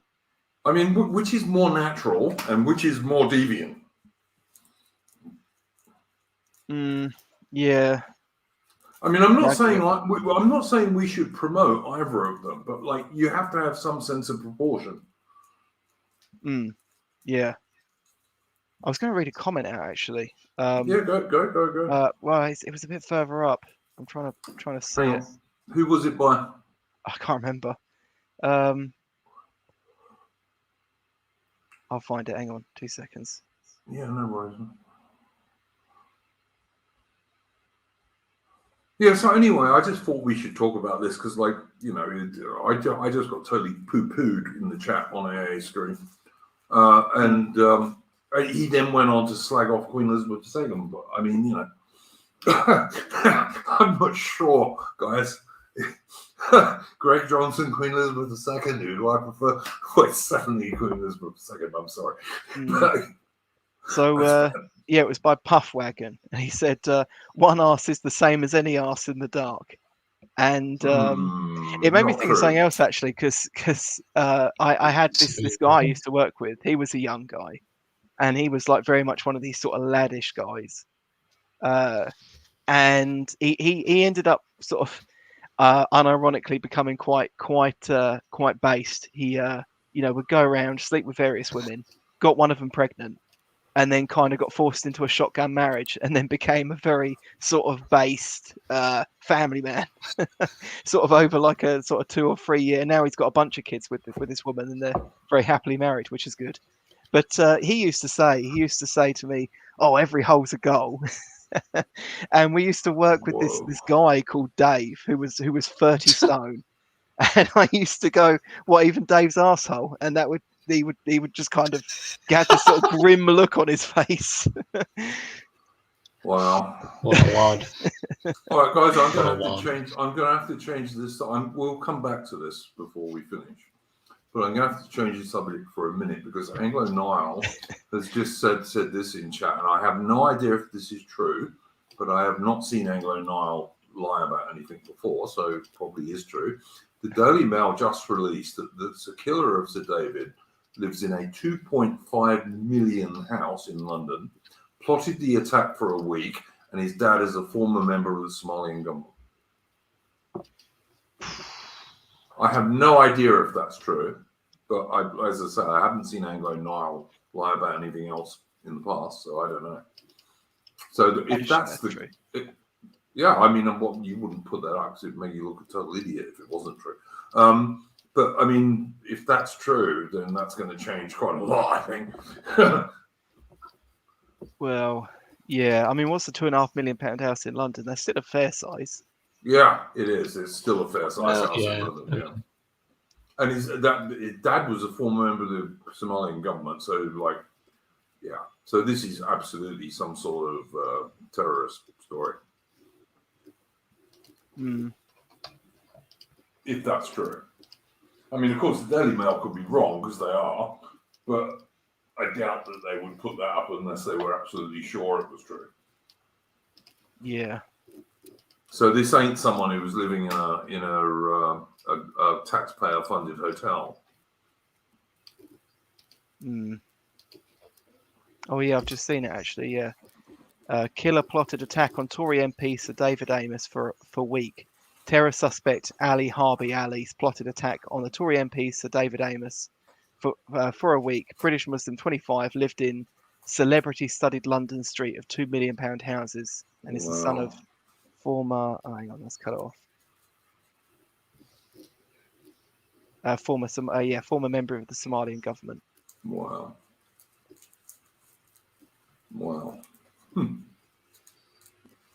El Nino in the chat says, "I didn't know Somalia had a functioning government." Yeah, well, that's probably true too. It was a 3-bed townhouse he lived in, so yeah, pretty serious by London standards. Yeah, that would cost you an absolute arm and a leg if you had an arm and a leg to pay for it. I wonder why. Yeah, in London. He was a father of 5. Good on him. His kids must be so proud of him now. Yeah. I don't know, man. I don't know what to say about that, really. I mean, it's like, it's just another. His daughter got married a week ago. No. Does it say? I guess it doesn't say why. To her cousin. Boy. Probably true though. It probably was to her cousin. But yeah, I guess it wouldn't say at this stage why he did it, would it? No, I can't see it in there. I'm having a look. I doubt it was a coincidence that this was one of the few remaining genuine Conservative MPs there. Well, I mean, he travelled to do it. He must have picked this guy for a reason. Yeah. I don't know. John Best says another operation by British intelligence. I'm not sure the British intelligence kills many British MPs, to be honest with you, mate. They do loads of stuff, but I don't think they kill many British MPs.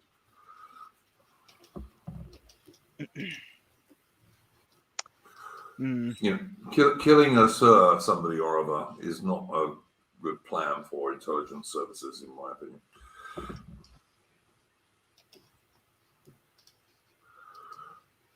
It just sounds like Islamic terrorism of some description to me, but I mean, you know, it could turn out that there's some personal beef even, given how well-off and well-connected this dude apparently was. Well, I mean, the way everything is, I'm almost willing to believe anything nowadays. But generally, I think they don't have to manufacture disasters. They're just opportunistic. They take whatever comes up and twist it. I think that too. Absolutely, and I agree with you totally.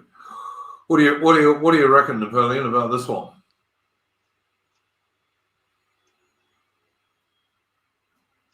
Oh, he's not there. Or he's muted. Okay. No, he's muted. He's muted.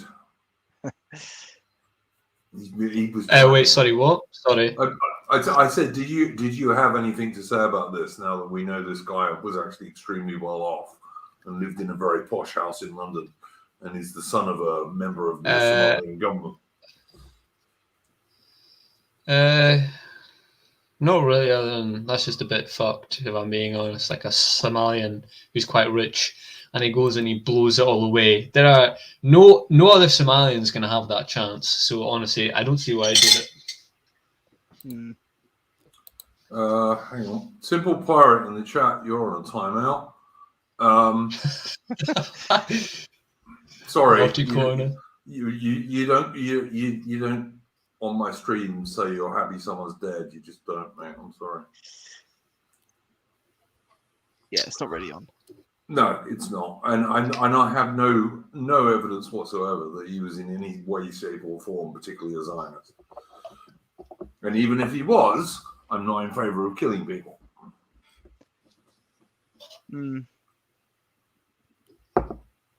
So hang on, I've got to check something, guys.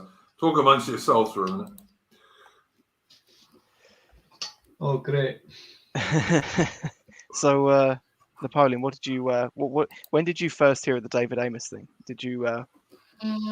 It was. It was probably yesterday. I mean, I can't really say. I was like 2:53 in the morning on Tuesday the 12th. But yesterday. I didn't really. I've stopped giving a shit about the news, so I don't really give a fuck about anything. So I didn't really react as severely as anyone else did. There were people in Otis's server who were saying stuff like the guy who stabbed him should be hung, which is retarded. And then another guy said that people who carry out premeditated murder should be retarded. No, people who carry out premeditated murder should be hung, which is retarded as well. I don't understand why people have to react so emotionally to another person's. You're against the death sentence. I'm against. I am, yes. Yeah. I'm not. On probably all crimes, I'd say, except certain ones. So like Mark, no. I really shouldn't say this, but there's certain things that require a person to not be alive so they can't carry out harm on society. But these are people like certain subversive figures throughout the past 50 years who I'm not going to name because I don't want Right. I'm pretty understand. But why are you against the death penalty in other instances? Because I feel like death is it's either an incredibly emotional or irresponsible sentence for a government to carry out on an individual. There's more than one way for like death is a very, very, very historically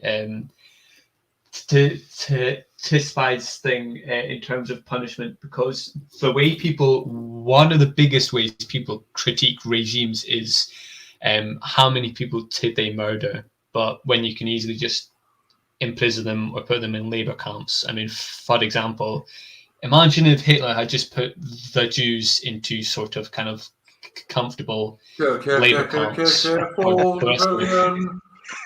Napoleon. Right, I'm making a hypothetical mega here. cringe, to be honest. I'm not engaging. No, I hang am on. not. I am not engaging. If you want to talk about this shit, do it on your own channel, not mine. I don't want it. No, I am not engaging in Holocaust denialism. I'm just making up a hypothetical. Yeah, you're really, mate. We're not going there. All right, leave it. I don't want to lose. No, I don't want to. I've spent so long building this channel up. I'm not going to lose it because you want to talk shit. Okay, fine. My conclusion would be that death is either an incredibly emotional, immature, or irresponsible reaction for a government to take out on an individual for the crimes that they have committed. Yeah. No, all right. Look, my view is that there are some crimes that do deserve the death penalty, to be honest. And for one thing, it's cheaper than keeping people in prison. And secondly, I think it's actually probably less cruel in the long run.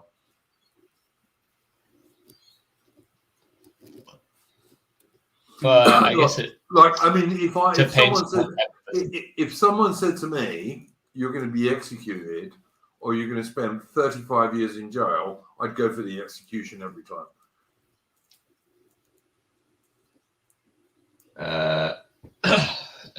What about labor camps where they can outspend? No. It's not Anglo-Celtic thing to do. Labor camps, not an Anglo-Celtic thing. Keep people in labor camps? No. Okay. So I'm not Stalin. Sorry. No, right. Okay. No, I know when I say labor camps, I'm not saying like they have to work in mines 24/7 and then all they get at the end of the day is a bowl of gruel. I'm talking about modern labor camps like they had in America for the Japanese during World War II. They made stuff like rubber, and then these labor camps generated like. No, don't support that. Right. No, I don't support any of that stuff, to be honest. Have to agree to disagree. Yeah, absolutely, and that's what adults do, and we will. But no, I'm not against. I don't think you should be executed just because you did a murder. But some murders do deserve execution. That's my opinion. I mean, obviously, I think there should be like a good appeal system and all the rest of it. And there have been, I used to be against the death penalty because there were mistakes made, like in Britain in the 1940s and 50s, for example. There were. Yeah. But I think if you improved the appeal system more, you could probably get away with that. And I'm basically in favour of the death penalty for some murders. Yeah. And as Bengal says in the chat, pedophiles, yeah, I'd kill them straight off. I really would. I'd let them appeal. But if the appeal didn't work, yeah, kill them. Sorry. No. There was just something here. PNP wanted to ship criminals to a penal colony in the South Georgian Islands. I don't know if I would support that, but it sounds like a very good conclusion for murderers and rapists. Well, yeah, but I mean, you've got to be careful because an accusation of rape or even an accusation of paedophilia doesn't mean you actually did it. You've got to have a good legal system with good appeals. But if providing you have that, then yeah, I'm not against the death penalty.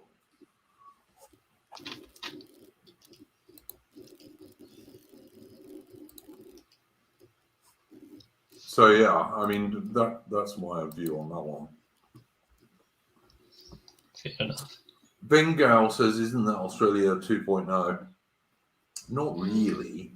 Like, Australia's a pretty nice place, to be honest with you.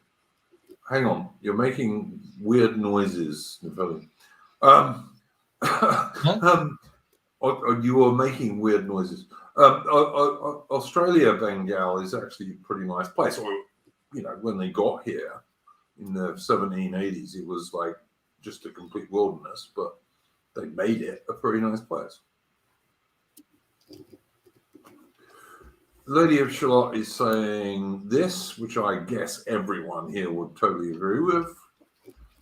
I don't disagree with that at all. I think they're completely beyond the pale. Well, there's a thing that they set up in Scandinavia, I think it was in Sweden, where paedophiles could basically go to the police and say, I'm sick, I need help, and then they go through a rehabilitation program, and then but they haven't offended, but they've went to the police anyway, and they get rehabilitated, and they get if they do that first, yeah, absolutely, I'm not against that. But I mean, you know, it's probably. Go on, Karen. No, sorry. It's probably the only. It's probably the only instance where I'd support the field of criminology. To be honest, rehabilitating paedophiles. Well, I mean, if as you say, this is people who have never done anything, maybe. Yeah. All right. But I mean, once they have, I totally agree with Lady of Shalott. You can't change those people.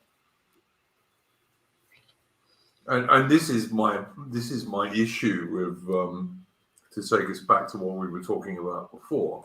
This is my issue with Greg Johnson. You know, he is on that borderline. And were he a straight white guy who went around the world targeting female teenagers and female teenagers on the right, I reckon everyone on the right basically would slag him off, and probably rightly. But because he's gay, we don't say anything, and it's okay. Sorry, can I? I just saw something in chat. What was that? Just eradicate the gene. Like, there's no pedo gene. There's no pedo gene about. Like, you don't have pedo kids. I don't know. I think there is something like. I mean, how you can be attracted to kids sexually, I just don't get, mate. I don't get it at all. Well, it can be explained critically by analyzing what happened to them as children, like were they abused, who abused them, who were their role models, that sort of thing. I've never heard that before. I don't think there's a pedo gene, but that would be quite funny if there was an actual. I don't know. Napoleon, there was a video going around last week sometime of some people in the UK who were accusing this guy of being a pedo. And the guy said, yeah, I am. And he was like sending dick pics to kids and stuff like this. But he also claimed to be mentally ill and all the rest of it. Now, I have to say, because I'm an old bastard, like I said, I'm 56, had that been when I was a kid, those people would have beaten the shit out of him and he would have been lucky not to die. But then it was a healthier world, and it was a healthier world back then. I mean, yeah, that's not when people relied on the police and the government to necessarily hand out punishment. I'm in favour of certain instances of a community tailing out punishments of its own, because I feel like that's a very good way to get people sort of in line and not have to rely on the police all the time. You can't be relied on all the time, because I suppose because in this day and age where we're kind of relying on the police more, we have more openness about pedos and gay boys and stuff like that. Yeah. So yeah, I'm not really opposed to community action, but in the light of self-preservations, I don't suggest you go around and knock up the local pedo, because you will get arrested. Yeah, absolutely. I don't support that sort of thing at all. We're only talking about this in Minecraft, obviously. You know, because in a healthy society, if you were known for that in people who actually knew you, you wouldn't survive very long. And rightly so, as Geordie says. So, you know, there's that. COD's own prototype, saying some very hot stuff here. There are genetic components touching addresses. I don't know what that is. So if you want to link it or something, then I'll have a look.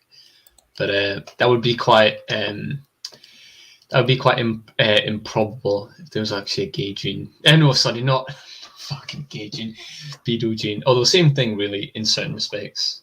All right, we're gonna slightly change the subject. So I've just seen a good question. Where are we? No, listen, I'm absolutely anti-pedo, like every sane person in the entire history of humanity. So that's all I got to say on that. Anglo Nile is saying, where would you say is better to live, Australia or the UK? All right, I've lived in both, but I haven't lived in UK for a long time. I've been back to the UK, but I haven't lived there. I think it's 6 of one and a half dozen of the other these days. I think both of us, like Australia and UK, are completely cucked globalist, bug it up nations. I think both could be equally good, and at the moment, both are equally bad. El Nino in the chat says pre-Coof Australia without doubt. I might have some sympathy for that view, but now I certainly wouldn't. But I actually think that many of the things that have happened in Australia over this, bear in mind, in Australia, we're in our spring now. I think many of the things that happened in Australia over the winter and the early spring are coming to the Northern Hemisphere this year. And I know people like Lady of Shalott agree with me. So we will see, I guess. But I basically think it's 6 of one and a half dozen of the other. They're both potentially really great at root Anglo-Celtic nations that are FUCK'd at the moment by our leaders. That's my honest opinion about it. Like I know many great Australians. I know many great Brits. I know some poxy Australians and some poxy Brits. So, but not so many because I don't stay friends with poxy people for very long. But you know, that's my honest opinion about it. When I came to Australia from South Africa, like in 2000, and Australia was much better in 2000 than it is now, trust me. It was much more traditionally what you think of as an Aussie nation, you know. I thought it was great. I really liked it. And because I came here from South Africa, where I'd lived for 15 years, Australia is much more like UK than South Africa was. And South Africa was not like the people I knew in South Africa were mostly English-speaking South Africans, but including quite a lot of Afrikaners. I really liked it in South Africa. I still miss the game reserves and some of my mates. But yeah. I don't think there was a huge difference between Brits and Australians. I mean, not really. I mean, obviously there were differences because they're different countries, but at root there wasn't a great deal of difference.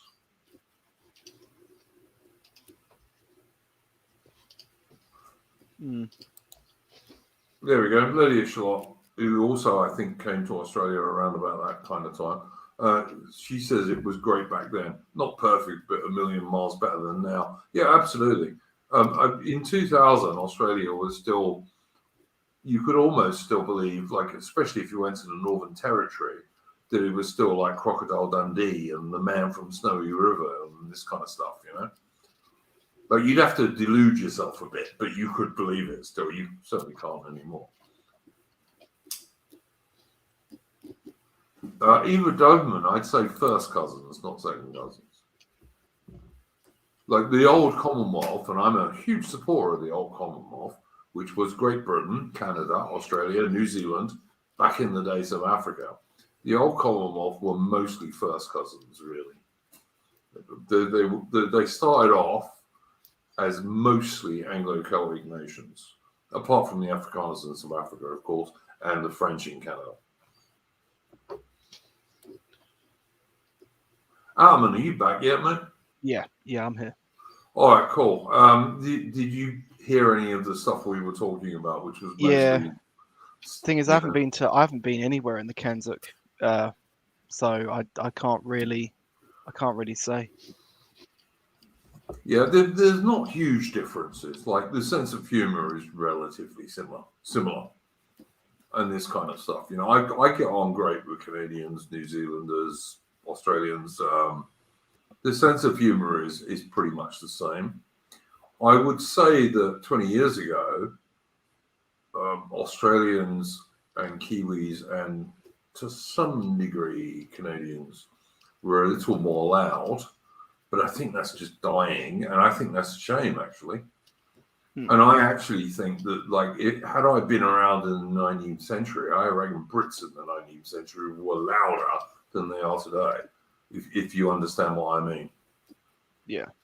They were a bit more loud and proud back then than we are today. We gradually took on in the UK this, oh yeah, we're nice people who believe in fairness stuff, you know, which I don't think was true in the 19th century, basically. Oh no, that's entirely a modern sort of cope. Yeah, absolutely. I mean, you know, read Kipling and stuff like this, you know. Brits were not shy and retiring types back then. I always remember I read this book years ago when I was probably about 15, and it was a Navy book.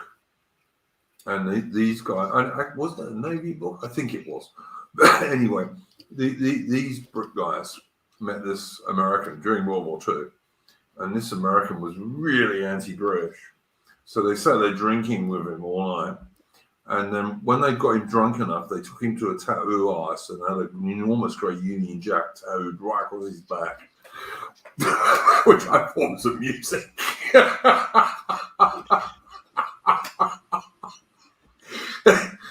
That was much more the go back then, you know. So, like one of the reasons I got on in South Africa is because I wasn't one of these guys who was like a shy and retiring Brit, you know.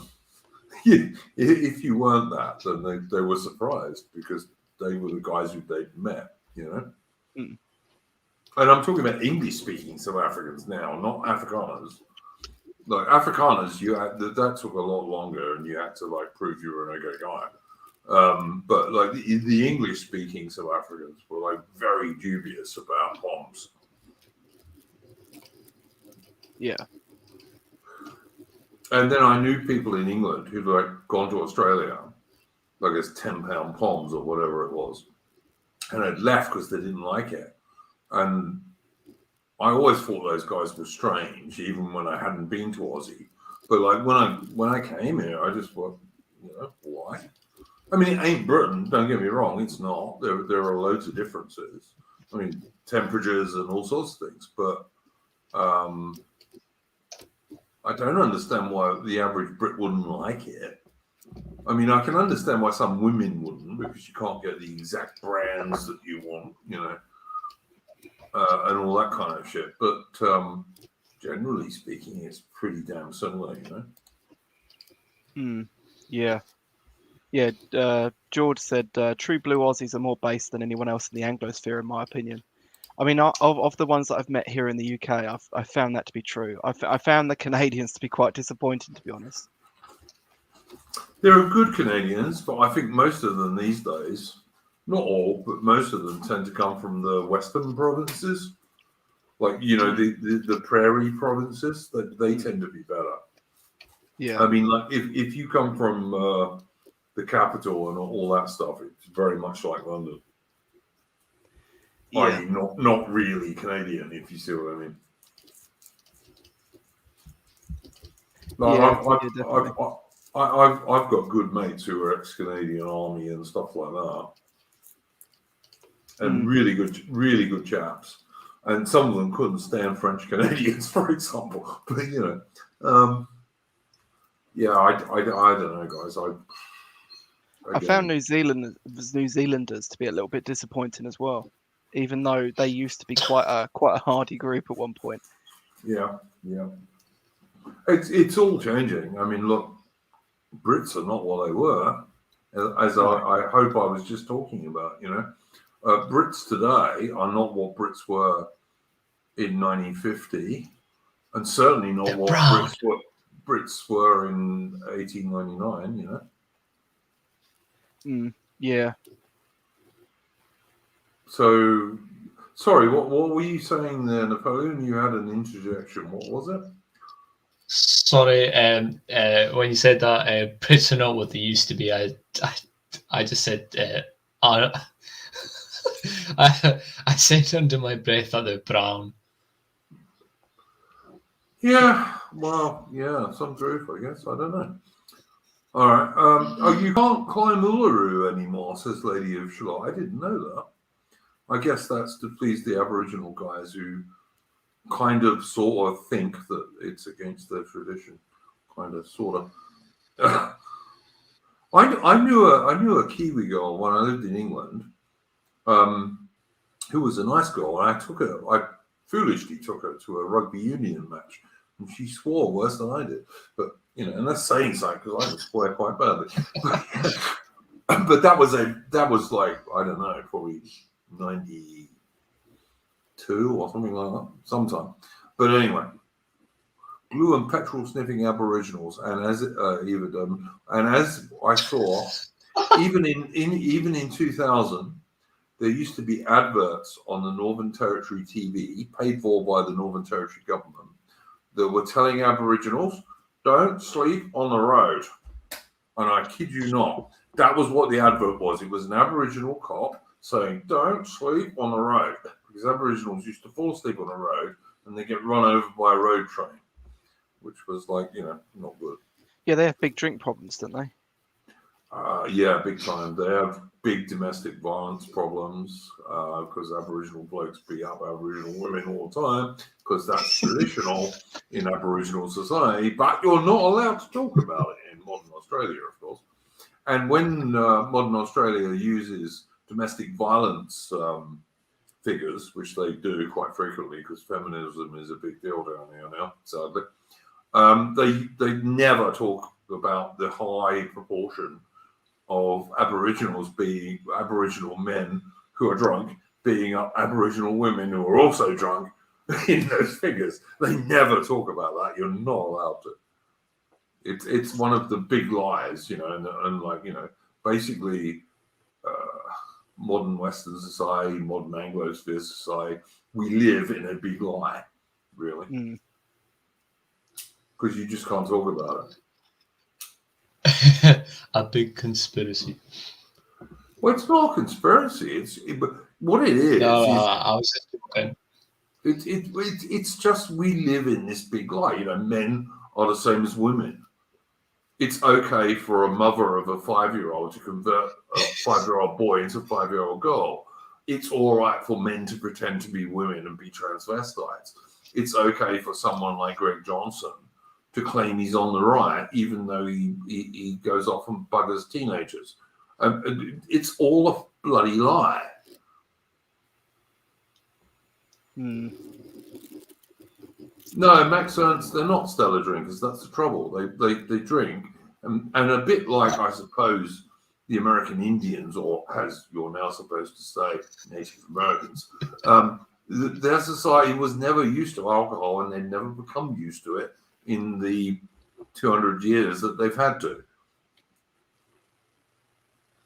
And don't get me wrong, I've known some good Aboriginal people, really good Aboriginal people, actually. They're not all like that. But like as a general rule, yeah, that's what it is. Do you reckon you could find a correlation between stellar drinkers and domestic abuse? I actually do think, Napoleon, that being able to hold your alcohol is a manly trait. What, in your hand, like just? No, I mean, you should be able to. You should be able to drink you should be able to drink a reasonable amount of alcohol and not totally lose the way you normally behave. Yeah, I suppose so. Do you know what I mean? You should be able to like be pretty drunk, but still behave in the normal way that you normally do. That's a manly trait. Have you ever been drunk, Ataman? Have you ever been totally shit-faced? Go on, Emma. No, No, is he not me. there? Oh, me? Yeah. Yes. I'm not. He is. Not in years. Not in a long time. I'm not a big drinker anymore. Anymore. Fair enough. Well, I mean, I've never been a huge drinker, but yeah, I used to go out and get pissed and have adventures, you could say.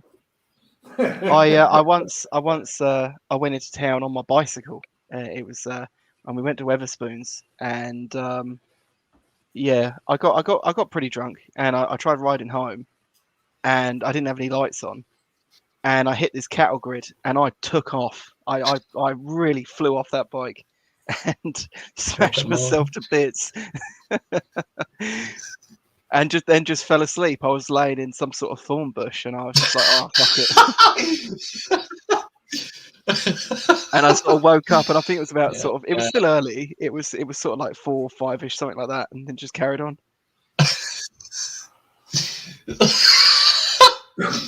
Yeah, well, I was once riding my motorbike in South Africa along a dirt road. And I was absolutely legless, I have to tell you, I really was. And because I couldn't control this motorbike, I was holding the handlebars, and it was going left, right, left, right, left, right. And I came off that bike, and boy, did I get some roasties. But yeah. But no, I mean, wow. Oh, well, look, I was young and stupid. Well, actually, was I young? Was I young? Oh, I was in my early 30s, I guess. But anyway. But, you know, you do that stuff as a boy sometimes. Mm. But, I mean, I don't get legless anymore. I haven't for a long time. Like, you know, where you literally don't know what the hell you're doing. But that's just as I got older.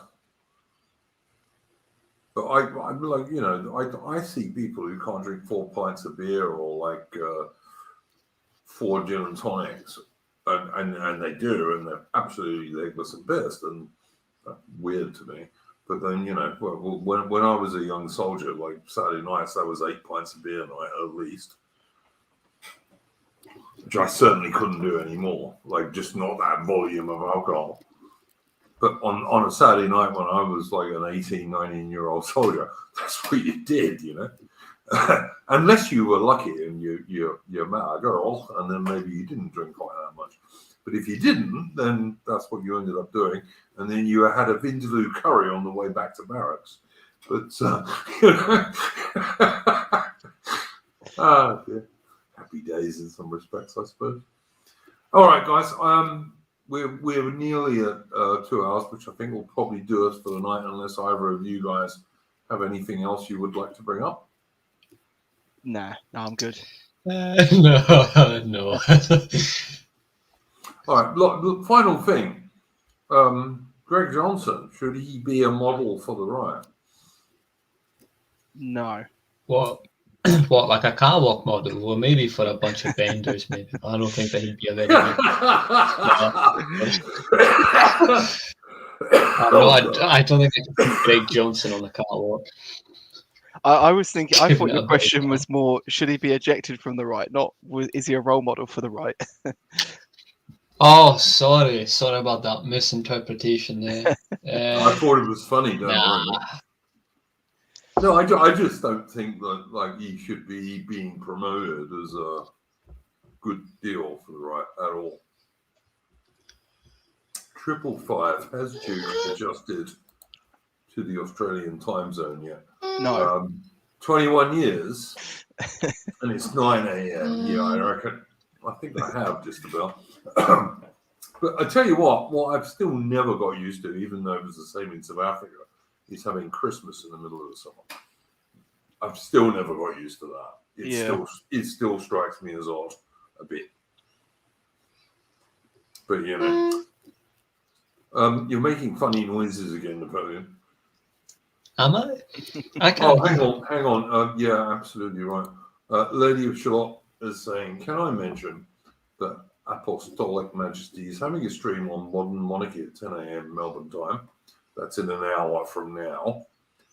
Yeah, I'll be watching that. I'm a mod along with Lady of Shalott on Apostolic Majesty's stream, and I hope he's not going to slag off dear old 90 plus years Lizzie too much, because like she is a little old lady. The rest of them, I have every sympathy with him with, but we'll see. But yeah, I think that will be worth watching, and I'll be watching it for sure. Okay, I'm going to play us out with a tune as I usually do. Oh, by the way, guys, I nearly forgot to mention on the 21st of October, which is, let me check. Thursday. Next Thursday. Yeah, on Thursday, there will be on this channel a Trafalgar Day stream for the Battle of Trafalgar, where 27 British ships of the line defeated 33 Franco-Spanish ships of the line under Admiral Lord Nelson. And on the 25th of October, there will be also a stream on this channel for Agincourt Day, where 6,000 English and Welshmen beat about 20,000 Frenchmen.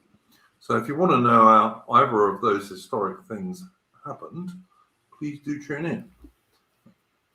All right, guys, let's play us out with a tune. Give it a break, Napoleon. Sorry? Yeah, right. Don't have a clue what's going on.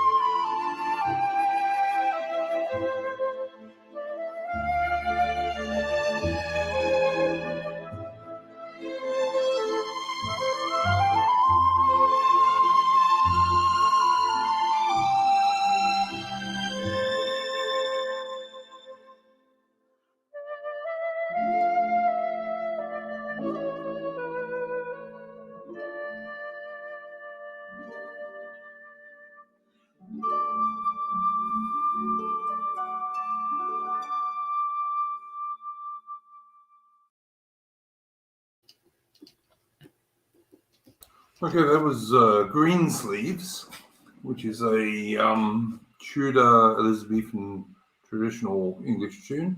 And as Patriotic Archive says in the notes to that, there's always been persistent rumours that Henry VIII wrote that. That was certainly what I thought as a young man, but I don't know if it's true. Thank you very much for Outman and Napoleon, i.e. Gooks of Hazard, for joining the stream. And we will next be on the 21st of October for a Trafalgar Day stream, and we hope to see you there. Don't forget to like the stream and subscribe to the channel, folks, and go well, everybody. Cheerio, nerds.